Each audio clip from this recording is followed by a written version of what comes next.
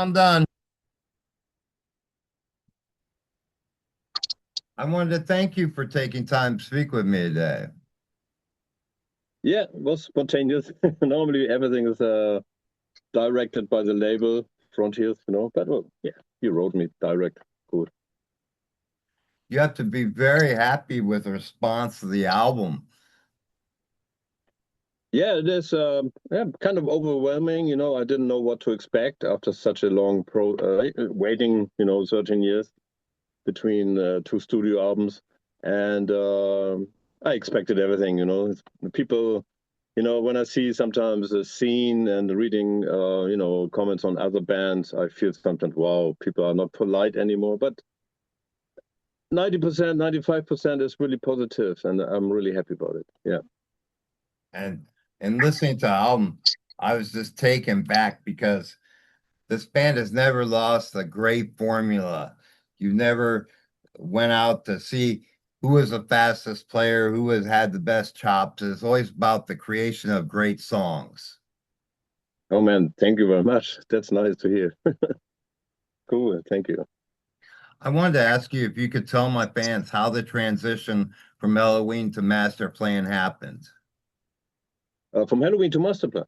Yes. Yeah, a transition. It was a kind of natural process. It's like you know, many people didn't know me before Halloween because I was in a pretty unknown band from Germany called Rampage, and all my youth I was more influenced by different, not really power metal, because at that time was no power metal. I mean, Mm, heavy metal started with the English bands like Judas Priest, Saxons, and maybe Germans, Scorpions. sure. I was very into it, and when I joined Halloween, I found a style which I had a bit learning this kind of guitar playing, staccatos, and this twin harmony stuff, which of course was many bands did it in the past, but it was kind of different, a little bit Mm, actier. Um, it's a mix between a little bit thrash metal with German power metal mix, whatever, and especially in the beginning, Walls of Jericho and stuff like that. But then I learned this kind of yeah, how you say, these chops, to get into it as a guitar player. But with my own yeah, my own history. I never followed Kai Hansen's footsteps. I was not really interested, to be honest. I always followed my idols, which was like Michael Schenker, Uli John Ross, and later was Yngwie Malmsteen a little bit, and then Richie Blackmore, John mm, Sykes, these kind of guys, all the old good guys, which are yes. impressive. And then, after 12 years in the band, we did the last album was Dark Ride. And this was like for me, kind of new chapter. It was not because the band wanted it, it was more arranged by the management together with a new producer we had, Roy Z. And so they decided let's do some more darker album, something more modern in a way. And then we said, okay, what do you mean darker? Yeah, we down-tuned everything, the Yeah. whole album was down-tuned, and some songs like Escalation 666 was really heavy down-tuned to low A tuning, and I liked it somehow. And I never did this before, to be honest. It was totally gone next to me, left and right. Other bands did it, but I never followed this kind of genre. And then Roy told me listen to other bands like this kind of, at that time he told me listen to Linkin Park, Slipknot, and Mm, I bought the CD and I really was like opening my mind a bit. So mm. and then when we finished this album and the tour, I was just in love with kind of style, and then for Masterplan was just a natural process to continue, not so extreme but definitely, we have the little parts here and there, or some songs like Bleeding Eyes. Yeah, always I like this kind of low tuning, one song, but not the whole album so drastic anymore. But I'm pretty open with modern styles, but still in the genre of power metal. Not too far. I think that's what it was. Nothing we planned. It was just natural kind of process. And we talked about the break in between albums. I wanted to ask you, at what point did you begin working on Metamorphosis? There was around the point I felt like I was getting to, the break basically was the reason I was as a producer working for many years. And I think I started already 2008. Um, some bands asked me to record something in my studio, and I said, no, this is a studio for just Masterplan. That's how I thought. Well, I tried, and I fell in love with that. And people loved my work from the beginning so much that I was booked out for 10 years, kind of. So I made some money, and of course, I was thinking where I make more money, Masterplan or in this business as a producer. And at that time, I made more money as a producer. So that's why we had this break, to be honest. But Masterplan was always kind of active, playing live. We played always festival. Every year we had 10, 15 shows. Sometimes a little tour in South America, like 15 shows here and there, or in Spain we did two times. And yeah, but songwriting was never done. So I think I started 4 or 5 years ago with a Metalmorphosis album. Slowly to think about let's get back to Masterplan and songwriting. I missed it really, to be honest. There was no time for songwriting and for basically guitar playing anymore.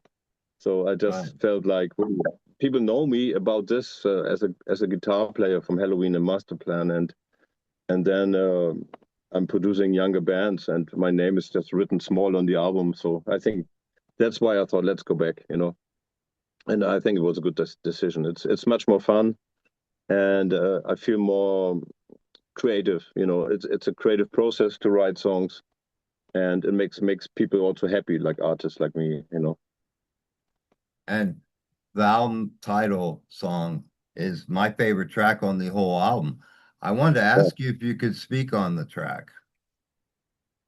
Yeah, this track is definitely was not the easiest to write because I had just a snippet of the keyboard intro, and then I felt like, wow, this is really inspiring to make a song out of it. But the song, I think, was like more like a half a year working on it, and it was one of the last songs I wrote. And yeah, it's like a bit unusual for Masterplan. It has a bit not really Rammstein vibe, but something similar, Sure. similar.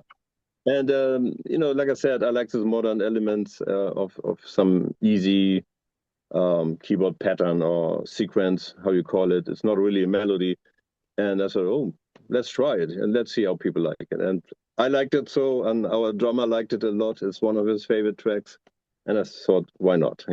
It's cool. And The Call was a great song to release as a single. I wanted to ask you, where was the video done at? Um, we did three videos for Chase the Light, Through the Storm, and yeah, The Call. And Mhm. everything was done one day in the same Wow. venue. It was yeah. Imagine the old days, the old good days. I have to say, when you made one song a video in 3 days. Yes. Normally two, three. And now we did three songs in one day, but not the whole day. We built up the stage, and for the first song, Chase the Light, it was like a little bit. We needed some equipment, some monitors for listening to the song before we could filming it.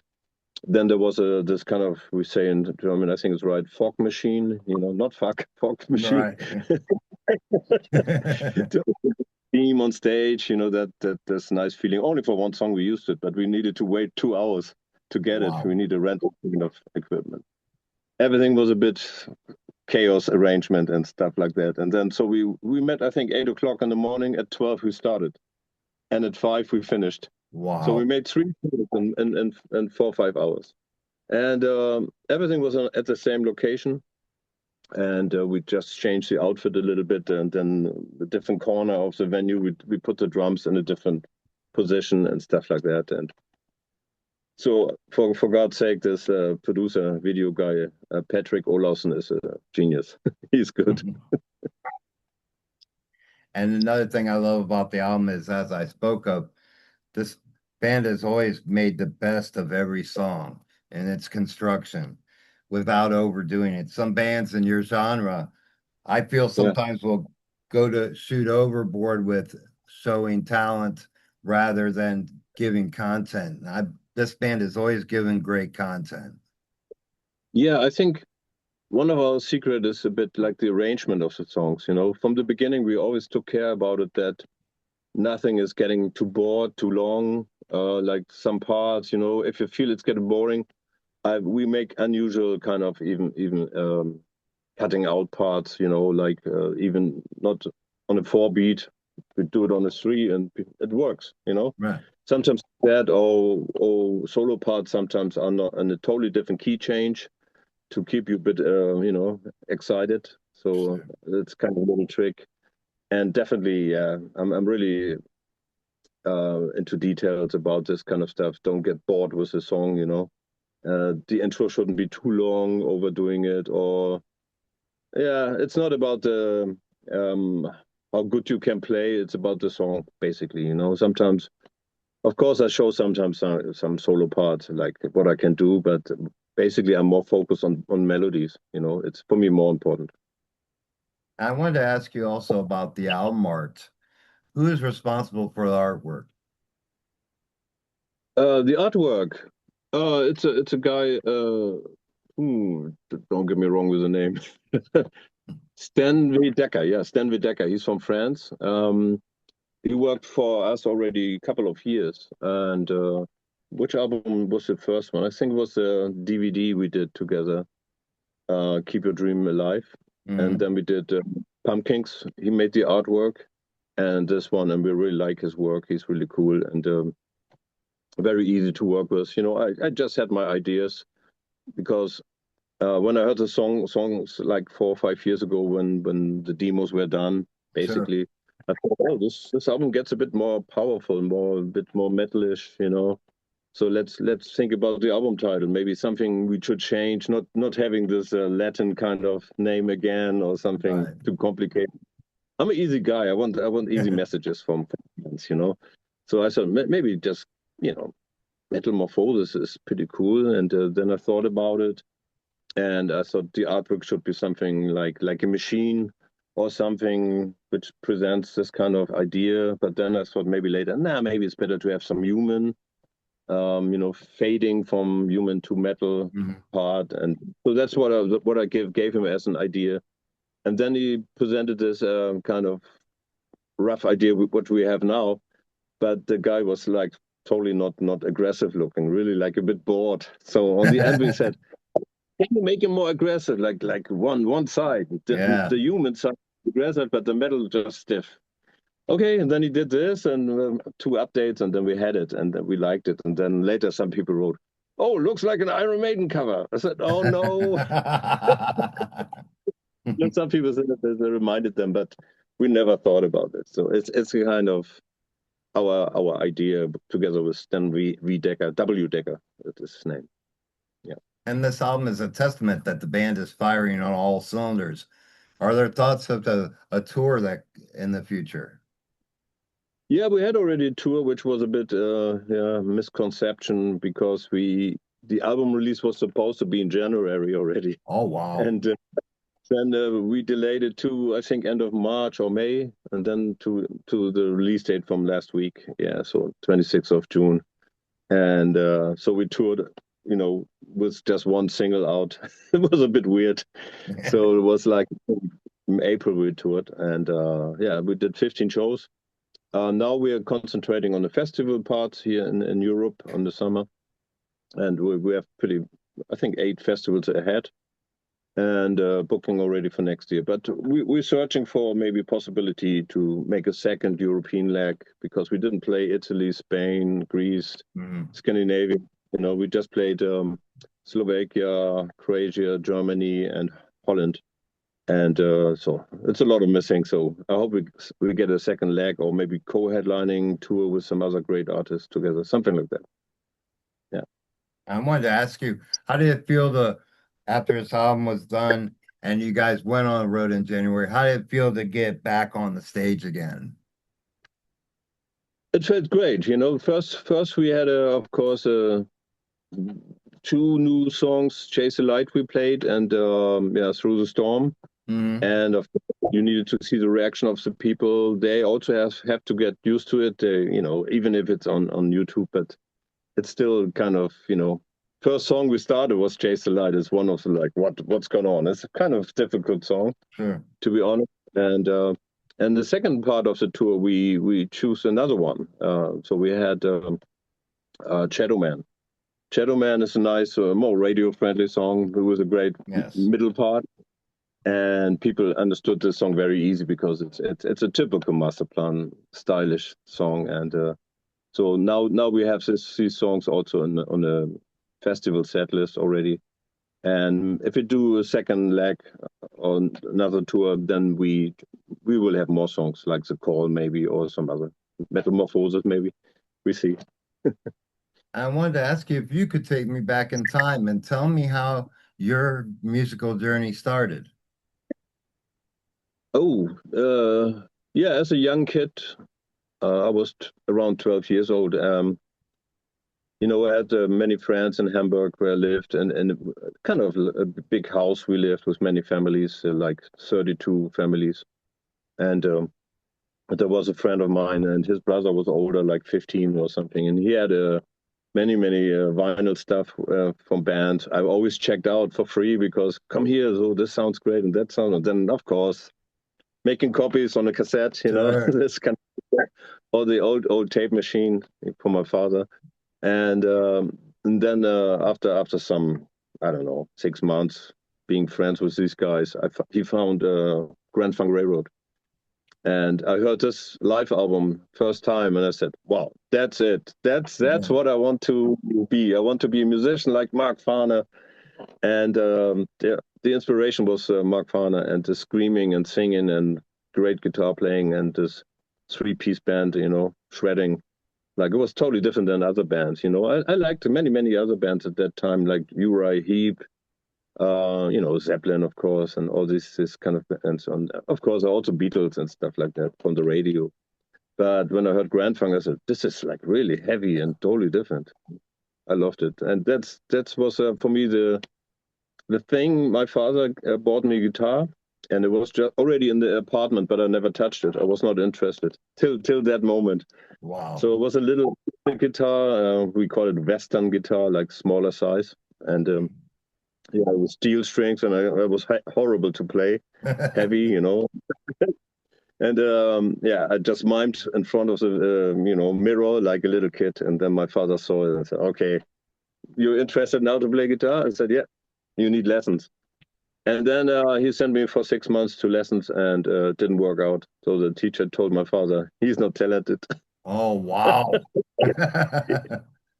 So because I had to play German folk songs and sitting in a class with, 80% of girls, I was very shy.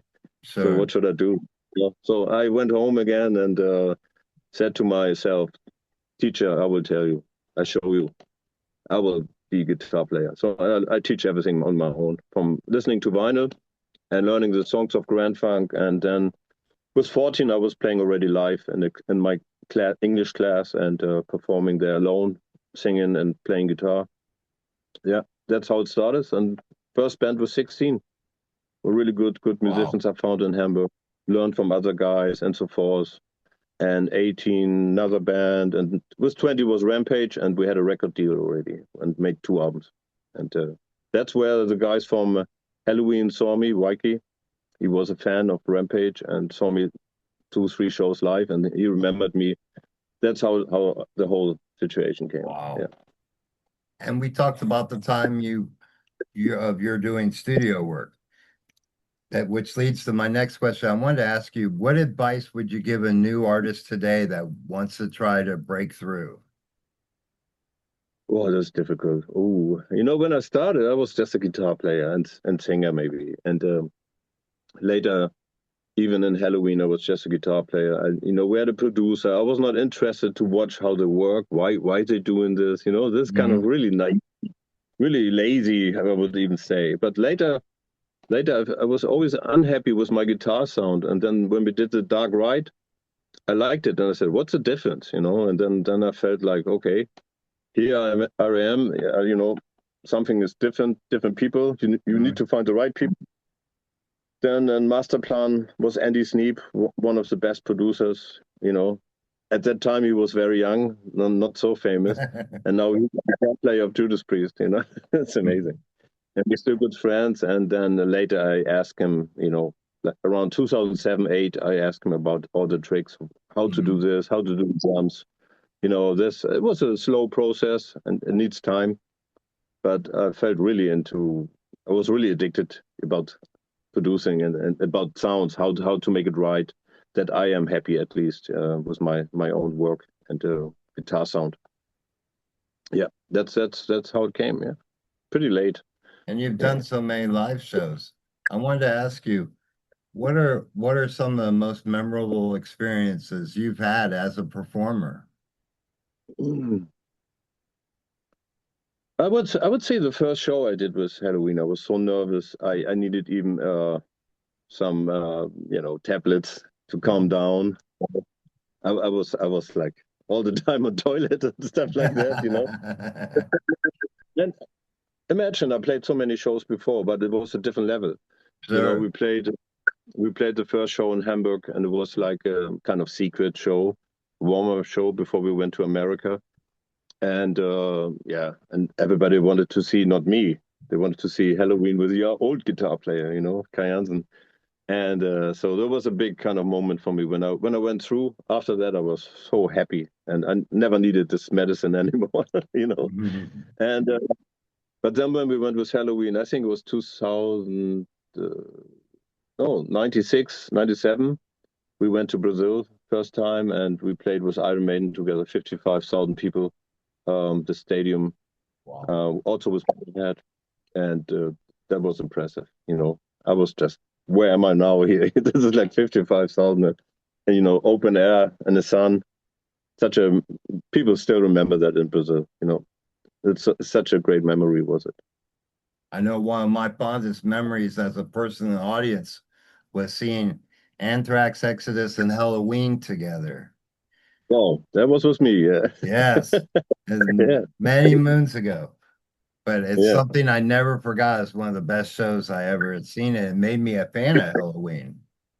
Wow, that's cool. Nice to hear them. It was 89, yeah, Yes. 89 March, April, something like that. Yeah. Yeah, it was a beautiful time. And, imagine at that time I couldn't speak English. I was so shy, going to America and have a band, have a crew, everybody was English talking, and the fans, and I felt like I was just smiling all the time, Sure. like nobody should realize I can't speak. It's just minimum something here and there, of course, but I couldn't build, sentences and stuff like that. And it took another 3 years to learn English. I Wow. always was like a typical, don't make mistakes or don't say anything, So it was a bit stupid, but and then it may Mm. click, and since then I to talk. Even I'm not perfect, doesn't matter, you know. And now this album is out. I wanted to ask you, what is the best way to get a hold of this album and any merchandise that you have? Sorry, I didn't get it. What was the question? Now that the album is out, I wanted to ask you, what's the best way to get a hold of this album and any merchandise that you have? Oh, I think it was a homepage of Frontiers. It's they have all this kind of offers you can pick, and then delivery is the best from Frontiers Records. They have a homepage, and I think we have a link on our Masterplan Facebook page as well. Also, yeah, you should find it there. It's the best. Merchandise, some also Masterplan Direct we're selling. We have a homepage. It's a bit different merchandise, not the same like Frontiers, but the same logo. But it's a different thing. But I think the easiest way is because Frontiers is really professional, sending it worldwide, and so you get it. Yeah. And lastly, I wanted to ask you, my friend, if you could give a message to your fan base, what message would you give them? Well, definitely, I'm happy that we have so many fans, which are like warm-hearted, really nice, open-minded people. And yeah, I would love to play many, many shows still. And I'm not the youngest guy anymore, so I hope I can continue many years to meet you all and to have a party together, rocking together. There's a small chance we're coming also to America next year. bad. I can't talk about it. It's just one festival, you know. We're just talking about it in the moment. And yeah, everything is pretty cool in the moment for with a new album. Everything started again, you know. Yes. Masterplan is back, and we're not keeping the or taking time again like last time, you know. I think in 2 3 years we have another album coming, and in the meantime I'm working on my solo album. So it Oh, was a big wow. long message. Yeah. And how are things coming with the solo album? Yeah, it was when we got the offer for Frontiers Records Masterplan. I said, okay, if you want Masterplan, you also want my solo album, and that's that was the kind of deal. That's great. Uh, you see, I'm back. I'm really creative. I'm thinking about many songs, and we also have some songs written for the next Masterplan album already. And yeah, so everything is looking good in the moment. Well, I wanted to take a moment to thank you personally for delivering an album that I enjoyed from top to bottom. Been such a great time enjoying your journey, and you should be very proud of what you've done over years, my friend. Oh, thank you very much, man. That makes me now proud. Thank you. Well, good. Thanks for I the look nice forward to interview. seeing you in the States. I Yeah, look forward to would be, meet you one day, my friend. that would be awesome. Would be nice, man. Thanks for taking time to speak with me, and I hope we can talk again real soon. Yeah, You maybe take for the care. solo. Take care, Cheers. man. Thank you. Cheers. Ciao.